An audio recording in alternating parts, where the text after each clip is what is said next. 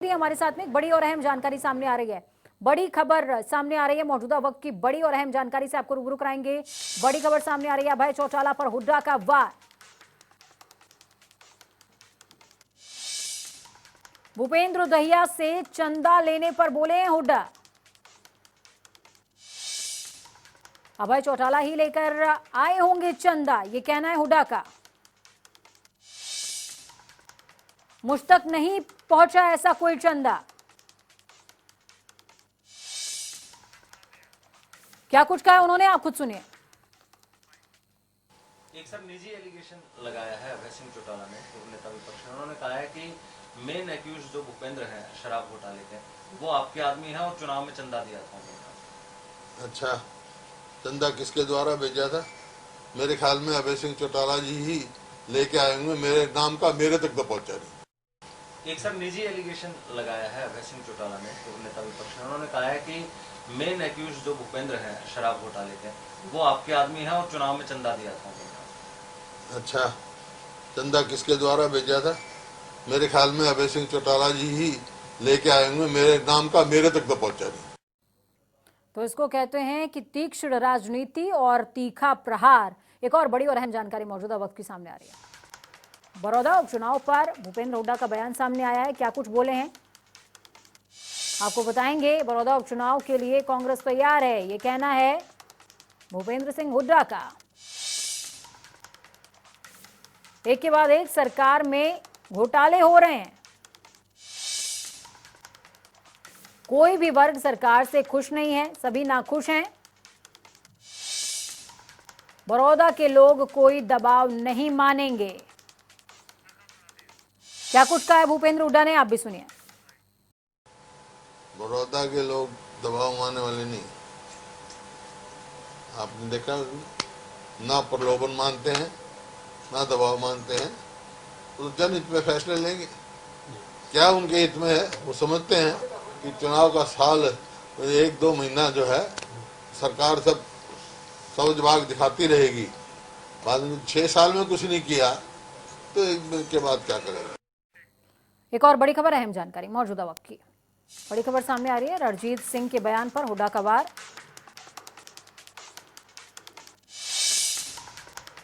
PM से मेरे व्यक्तिगत संबंध है, ये कहना है हुड्डा का। पीएम जब सीएम थे तब मैं भी सीएम था। मेरा काम कांग्रेस को मजबूत करना है। तो रणजीत सिंह के बयान पर हुड्डा का पलटवार। तो क्या कुछ कहा है भूपेंद्र सिंह हुड्डा ने, आप खुद सुनिए। मंत्री हैं सर, एक आरोप आपके ऊपर ये भी लग रहा है कि अब कांग्रेस में आप ज्यादा वक्त नहीं रहने वाले हैं। ये जो मंत्री हैं बीजेपी के, वो कहते हुए नजर आ रहे हैं। उनका कहना है कि भी कांग्रेस डूबता हुआ जहाज है। भूपेंद्र हुड्डा पहले प्रधानमंत्री मोदी से भी मिलकर के आए थे और वो उस वक्त आपके मित्र थे। इस बात के दबाव भी है वो। रणजीत सिंह ये बात कह रहे हैं, तो इन तमाम आरोपों को प्रधानमंत्री को मिलते हैं, क्या बात है। रणजीत सिंह जी मेरे मित्र हैं और प्रधानमंत्री मेरे साथ 10 साल मुख्यमंत्री रहे, मेरे साथ बैठते रहे। वो कोई राजनीतिक वो नहीं है, व्यक्तिगत वो है। और जहाँ तक व्यक्तिगत आपको मालूम है कि मेरी पार्टी कांग्रेस है और कोई आज से नहीं है, वही पार्टी है। कांग्रेस पार्टी को मजबूत करेंगे। तो पवन हमारे संवाददाता चंडीगढ़ से लाइव हमारे साथ में जुड़े हुए हैं। पवन, आपने भूपेंद्र सिंह हुड्डा को सुना, बयान उन्होंने बहुत तगड़े दिए हैं और साफ तौर पर सरकार को घेरते नजर आए, अपने विपक्षियों को घेरते वो नजर आ रहे हैं। उन्होंने साफ तौर पर सबसे पहले अभय चौटाला पर निशाना साधा। उन्होंने कहा कि अगर चंदा भूपेंद्र सिंह लेकर के आए होंगे जो कि शराब घोटाले में संलिप्त हैं, तो मेरे पास तक तो पहुंचा नहीं, उसको जरूर अभय चौटाला लेकर आए होंगे।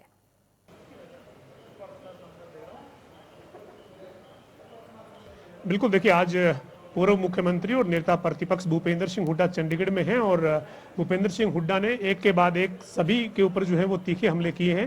खासतौर पर जो अभय चौटाला ने चंडीगढ़ में एक बयान दिया था, उन्होंने कहा था कि भूपेंद्र जो दहिया शराब का तस्कर है वो भूपेंद्र सिंह हुड्डा का नजदीकी है। और लोकसभा का चुनाव जो भूपेंद्र सिंह हुड्डा ने लड़ा था 2019 का सोनीपत लोकसभा से, तो खरखोदा में 31 लाख रुपए का चंदा भूपेंद्र दहिया ने भूपेंद्र सिंह हुड्डा को दिया था। इसके ऊपर जवाब जो है वो भूपेंद्र सिंह हुड्डा ने दिया है।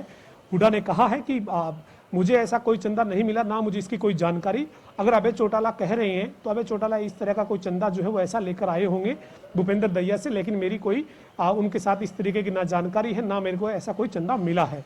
इसके अलावा भूपेंद्र सिंह हुड्डा ने रणजीत सिंह ने जो पिछले दिनों कहा था, जो कैबिनेट में मंत्री हैं हरियाणा सरकार में, निर्दलीय जीत कर आए हैं, उनके बयान पर भी आज जो है वो पलटवार किया है। उन्होंने कहा है कि प्रधानमंत्री नरेंद्र मोदी जो हैं वो जब सीएम थे तो मैं भी हरियाणा का सीएम था और उनके साथ मेरी दोस्ती है, मेरे मित्र हैं, मेरे व्यक्तिगत संबंध उनके साथ अलग तरह की बात है और मैं कांग्रेस के ही साथ हूँ, कांग्रेस मजबूत है हरियाणा में। और इसके अलावा उन्होंने बड़ौदा उपचुनाव को लेकर जो राजनीतिक बयानबाजी हो रही है उसके बीच हुड्डा ने कहा है कि बड़ौदा के जो लोग हैं वो किसी तरीके के बहकावे में नहीं आएंगे। सरकार ने 6 साल में कहा कुछ, करा कुछ, और अब जो है वो बड़ौदा के उपचुनाव में सरकार को इसका जवाब भी लोग वहां के देने के लिए तैयार हैं।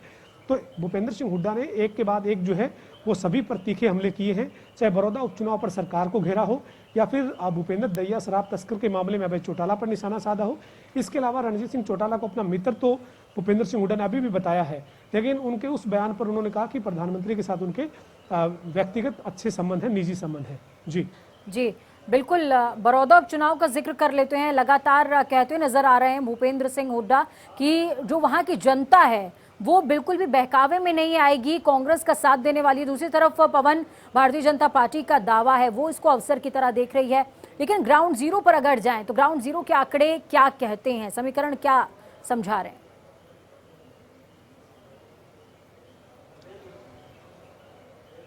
देखिए, बड़ौदा उपचुनाव में जो है वो इससे पहले 2019 के चुनाव तक की अगर हम बात करेंगे तो कांग्रेस लगातार जो है वो 3 बार से वहां से कांग्रेस जीत कर आ रही थी। उससे पहले ये सीट जो है वो इंडियन नेशनल लोकदल चौधरी देवीलाल या ओम प्रकाश चौटाला के पार्टी के पक्ष में रही है और कांग्रेस भी हालांकि चुनाव वहां से जीती है, लेकिन ज़्यादातर वहां पर इंडियन नेशनल लोकदल का गढ़ रहा है और इंडियन नेशनल लोकदल का गढ़ टूटने के बाद वहां पर भूपेंद्र सिंह हुड्डा और कांग्रेस जो है वो लगातार 3 बार से बड़ौदा का चुनाव जीतकर विधानसभा पहुंची है। ऐसे में बीजेपी के लिए राहें जो है वो इतनी आसान नहीं है, लेकिन अब बीजेपी जेजेपी गठबंधन में चुनाव लड़ने जा रही है। बीजेपी सत्ता में है, जेजेपी और बीजेपी का गठबंधन है। इस नाते बड़ौदा के जो लोग हैं वो क्या सरकार के साथ चलने को लेकर कोई अपना मैंडेट जो है वो किस तरह से देते हैं, या फिर कांग्रेस को या भूपेंद्र सिंह हुड्डा का जिस तरीके से वहाँ प्रभाव माना जाता है उन्हीं के साथ जो है वो लोगों का रुझान नजर आता है, या फिर अभय सिंह चौटाला जिस तरीके की वापसी का दम भर रहे हैं, इंडियन नेशनल लोकदल की मजबूती की बात कर रहे हैं, उनका पार्टी का वहाँ पर क्या समीकरण रहता है। इन तमाम चीज़ों को जो है वो चुनाव में जब चुनाव डिक्लेयर होंगे, उम्मीदवार जब सामने आएंगे तब साफ हो पाएगा। लेकिन बड़ौदा ने हरियाणा में राजनीतिक सरगर्मियां जरूर बढ़ा रखी है। आज भूपेंद्र सिंह हुड्डा ने चंडीगढ़ में ये दोहराया है। एक बार पहले भी उन्होंने ये बात कही थी कि बड़ौदा के लोग बहकावे में आने वाले नहीं हैं, सरकार ने पिछले 6 साल में कुछ किया नहीं है। अब वहाँ पर 2 महिला कॉलेज खोलने का ऐलान करने के बाद तमाम तरह की घोषणाएं की जा रही है। ऐसे में लोग बहकावे में आने वाले नहीं हैं। बिल्कुल पवन, आपने जिक्र किया गठबंधन सरकार का कि एक साथ मिलकर के चुनाव लड़ेंगी दोनों ही पार्टियां, चाहे वो जेजेपी हो या बीजेपी।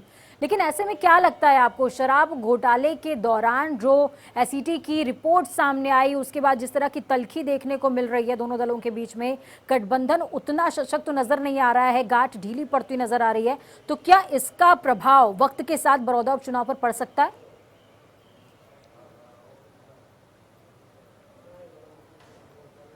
बिल्कुल, देखिए, बीजेपी जेजेपी आज गठबंधन में सत्ता में है और हाल ही में शराब घोटाले के मामले में बीजेपी और जेजेपी का जो बड़े नेताओं का जो एक तरह से तकरार है वो भी सामने आई है। गृह मंत्री अनिल विज जो है वो रिपोर्ट को सही मानते हैं, स्वीकार करते हैं। वहीं पर उप मुख्यमंत्री जो है वो रिपोर्ट को अस्वीकार करते हैं, अपने विभाग के एटीसी आईएएस अधिकारी को क्लीन चिट दे रहे हैं। तो ऐसे में अब तकरार जो है वो धागे में एक तरह से यूं कह सकते हैं कि गांठें पड़नी शुरू हुई है और देखना होगा कि बड़ौदा का जो उपचुनाव होगा उसमें बीजेपी जेजेपी उम्मीदवार को लेकर कैसे सहमति बनाती है। उसके बाद मैदान में पसीना जब बहाने का वक्त आएगा, जब उम्मीदवार डिक्लेयर होगा, तो उसके बाद बीजेपी जेजेपी मिलकर क्या उतनी मेहनत करती है कि गठबंधन में जिस तरीके से दोनों दलों को मिलकर चुनाव लड़ना चाहिए, और साथ ही क्या जेजेपी के जो स्थानीय वहाँ के वोटर हैं वो बीजेपी के उम्मीदवार के साथ खड़े होंगे, या बीजेपी के उम्मीदवार जो हैं उनको जेजेपी का उतना साथ मिलेगा। ये तमाम चीज़ें जो हैं वो बड़ौदा के उपचुनाव में उम्मीदवार का ऐलान होने के बाद जो है वो तय होंगी, और साथ ही नतीजे ये बताएंगे कि वहाँ पर किसका पलड़ा भारी रहा, क्योंकि जीत के दावे सभी राजनीतिक दल अपने अपनी तरफ से कर रहे हैं, लेकिन कहीं ना कहीं गठबंधन जो है उसमें एक तरह से अब कई तरह की नाराजगियां जो है वो देखनी शुरू हुई है। जी बहुत बहुत धन्यवाद पवन हमारे साथ जुड़ने के लिए, अहम जानकारी साझा करने के लिए। अपना बहुत ज्यादा ख्याल रखिए। एक बड़ी खबर, अहम जानकारी।